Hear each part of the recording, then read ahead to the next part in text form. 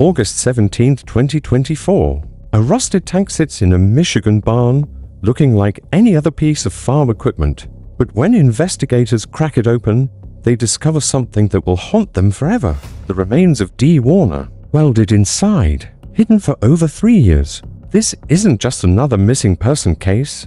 This is the story of how a successful businesswoman was murdered by the man she trusted most, then hidden in the most audacious place imaginable, right under everyone's nose. How did Dale Warner convince an entire community his wife simply walked away?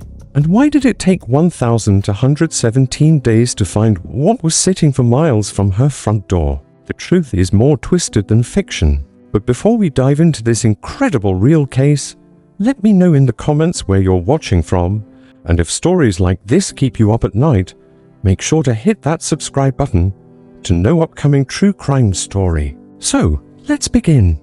April 24, 2021 started like any other Saturday for Dee Warner, but it would be her last. At 52, Dee had built an empire. DDW Investments wasn't just some small trucking company.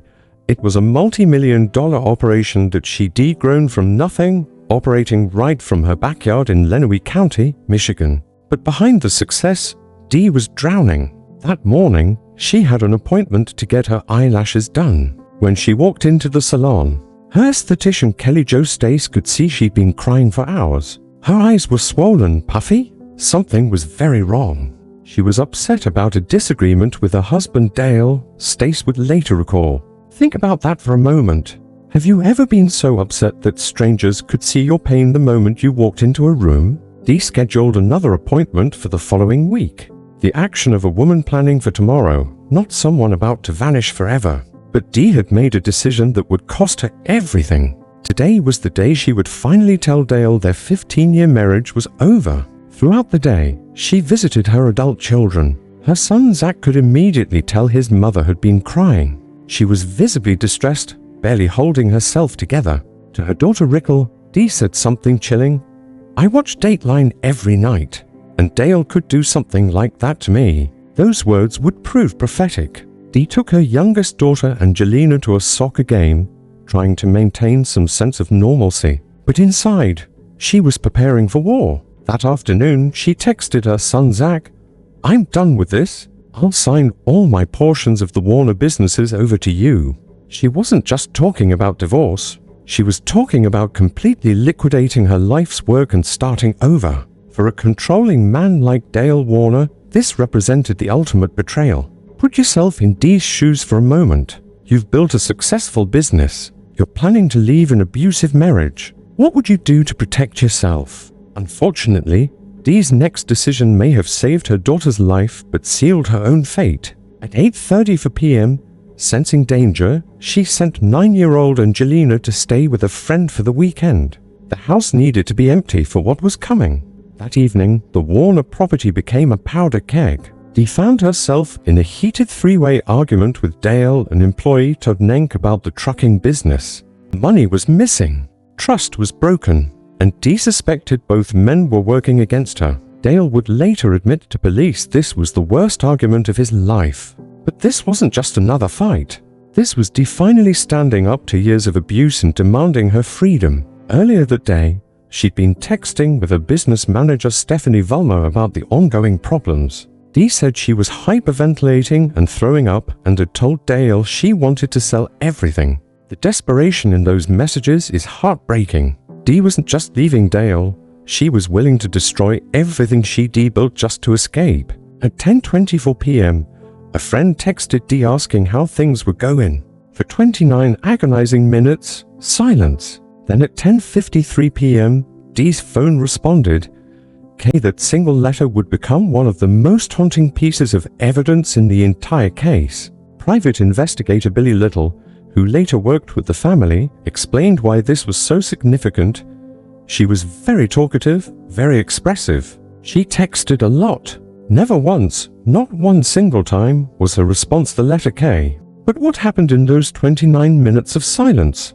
And who actually sent that final text? Dawn broke on April 25, 2021. But Dee Warner would never see another sunrise. According to Dale's story, and his story would change multiple times, Dee had fallen asleep on the living room floor while he was massaging her chronically sore neck. He claimed he carried her to the couch and went to bed.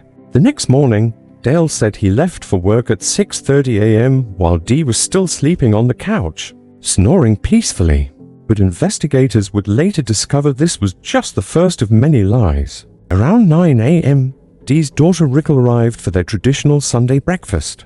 This was a routine they'd maintained for years, 3 generations gathering every weekend. But when Rickle knocked, no one answered. The house was eerily silent. When she finally found Dale on the property, what he was holding made her blood run cold. Dee's $50,000 wedding ring. Dale claimed he'd found it on his office desk, suggesting Dee had left it there before disappearing. But Rickle knew her mother would never remove that ring, especially not if she was just going away for a few days. Then Dale told a story that fell apart the moment you examined it. He claimed Dee had taken a travel bag, her purse, her phone, and even her curling iron and hairspray. He suggested she might be staying with another man, maybe even leaving the country. But here's what didn't make sense. Both of Dee's cars were still on the property. How does someone leave without transportation? Dale's story gets even stranger. He told police Dee had a secret phone that she didn't know he knew about. It's a secret phone that she doesn't know that I know she has it, he told Deputy Hall on body cam footage. This was classic psychological projection. Dale had been tracking Dee's every move for years, monitoring her communications, installing GPS devices on her car. But now he was claiming she was the one with secrets. When Dee's son Zach arrived to search for his mother, Dale asked him something odd. "You really don't know where your mom is?" For a man whose wife had supposedly just vanished without a trace, Dale seemed remarkably calm. After that Sunday morning, every electronic trace of Dee Warner ceased to exist. No phone activity, no bank transactions, no social media posts, no credit card usage. Her phone had switched from Wi-Fi to cellular around 11 p.m. on April 24th, then went completely dead at 2:30 a.m. on April 25th. For a woman constantly connected to her business and family, this sudden silence was deafening. If your spouse disappeared overnight, what would be your first priority? Calling police? Organizing search parties? Hiring private investigators? Dale Warner's first priority was something else entirely. Hiring a lawyer. To understand what really happened to Dee Warner, you need to understand the hell she was living in. This wasn't just a marriage gone wrong. It was a carefully constructed prison that had taken years to build. Dee's daughter Rickle would later testify that her mother was trapped in an extremely toxic relationship. Dale had systematically isolated Dee from her support systems and monitored her every move. He had installed tracking devices on her car. He demanded access to her phone. He used both physical and psychological intimidation to keep her in line. In December 2020, just for months before her disappearance, Dee had tried to leave Dale once before. She told a friend what happened when she attempted to escape. Dale turned into the devil and wouldn't allow me to take Angelina if I left. Her final words about that incident were chilling. "I literally thought he could kill me." The physical violence was escalating. Around November 2020, Dee showed her business manager a disturbing injury, a large bump on her forehead, roughly the size of a quarter. Her hair was covering it, but it was clearly the result of blunt force trauma. Think about that. This is a successful businesswoman, respected in her community, and she's showing up to work with head injuries. About 5 months before that incident, Dee had told her manager something prophetic. She didn't want to leave Angelina alone with Dale. Even then, Dee sensed her husband was dangerous, but she felt trapped by custody concerns and financial dependence. The control extended to every aspect of Dee's life. Dale monitored her movements, tracked her communications, and tried to isolate her from her adult children from her first marriage. He had asked farm employees to buy GPS trackers for Dee's car and install surveillance cameras around their property. He even asked another employee to clone the contents of Dee's phone, giving him access to her private messages. But perhaps most telling was Dale's reaction to Dee's previous attempt to leave. According to court documents, Dale told Dee he had already been through one divorce and did not want to go through another one. This wasn't the sentiment of a man hoping to save his marriage. It was the threat of someone who viewed divorce as an unacceptable option. But Dale's control went beyond just emotional and physical abuse. He was also systematically stealing Dee's life's work. When Deputy Austin Hall arrived for a welfare check on Sunday evening, Dale's behavior revealed more than he probably intended.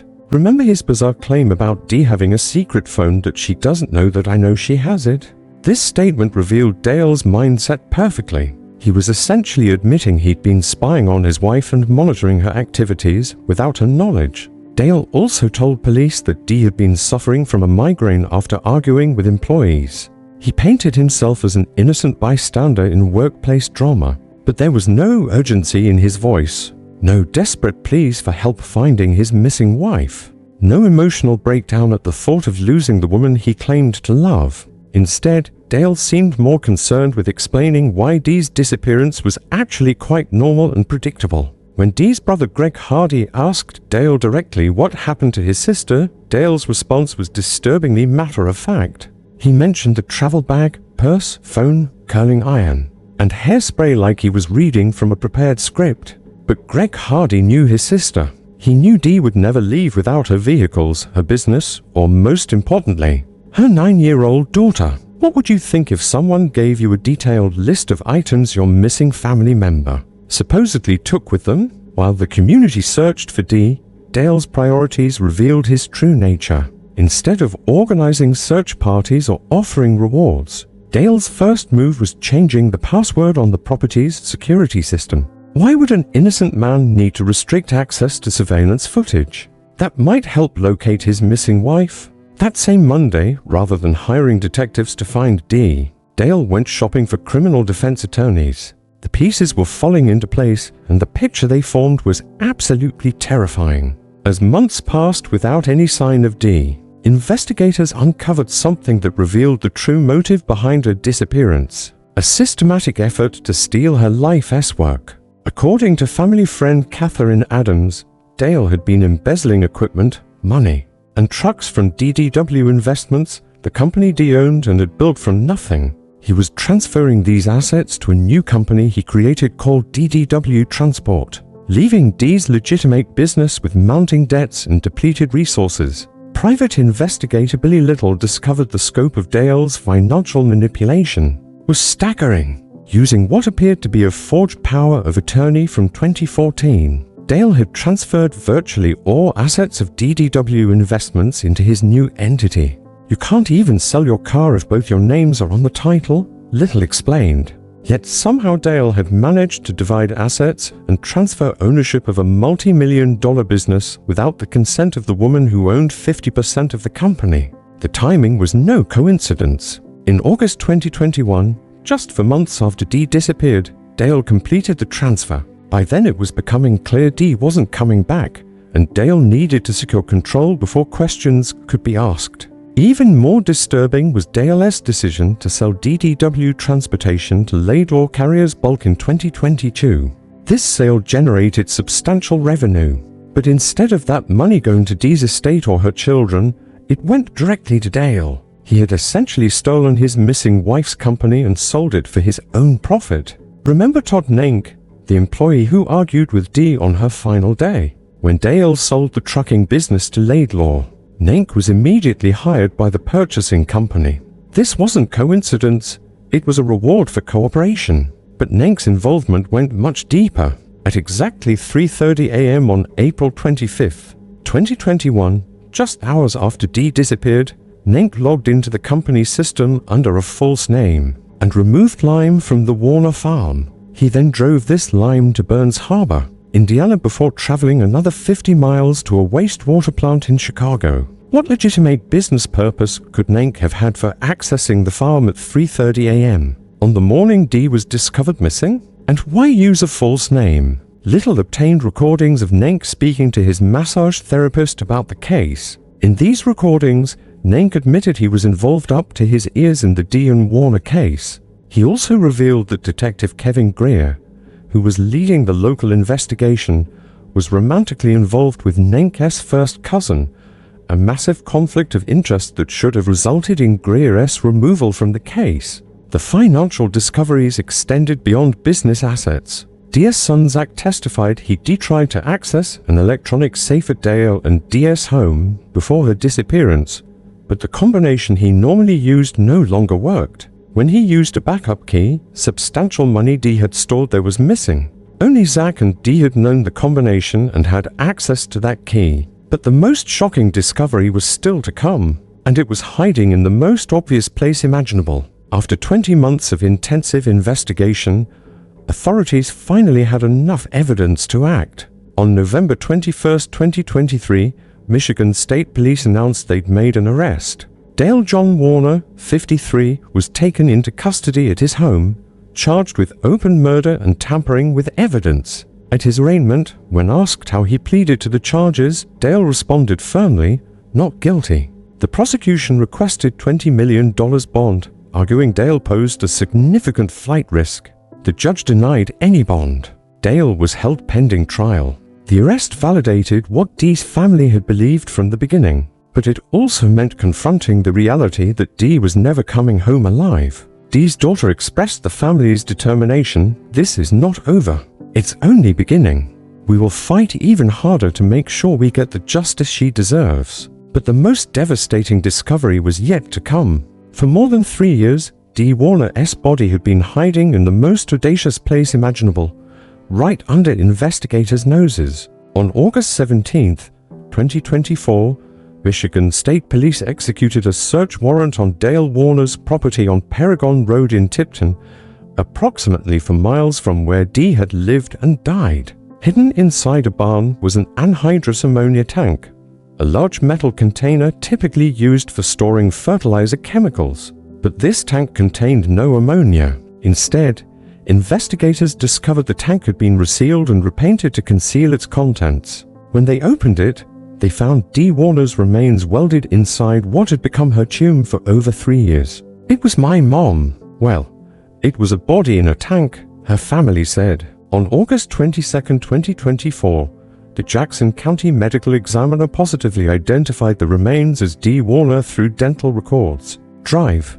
Susan Schmunk officially ruled Dee's death a homicide. The discovery revealed the calculated nature of Dale's crime. This wasn't a crime of passion, it was premeditated murder followed by an elaborate cover-up, designed to hide evidence permanently. The tank had been professionally welded shut and repainted to match other farm equipment. To anyone passing by, it looked like routine agricultural machinery. Dale had hidden Dee's body in plain sight, gambling no one would think to look inside what appeared to be normal farm equipment. For over 1,100 days, as search parties scoured the countryside and investigators followed leads across multiple states, Dee had been less than 4 miles from where she was last seen alive. She had been there through every anniversary of her disappearance, through every birthday her family celebrated without her, through every holiday when her absence was felt most acutely. In May 2025, Dee's family filed a $100 million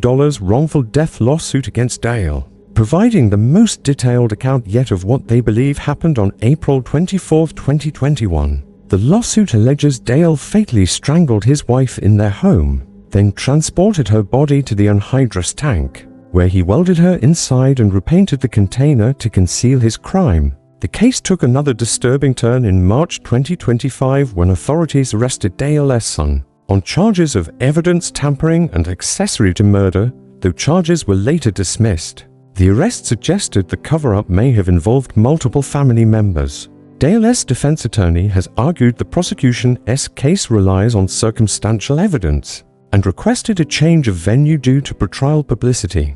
In August 2025, the judge denied the motion, ruling that 12 impartial jurors could be found. The trial is scheduled to begin in January 2026. Dee Warner's story is more than just another true crime case. It's a stark reminder that domestic abuse doesn't discriminate based on success, wealth, or social standing. A successful businesswoman, respected in her community.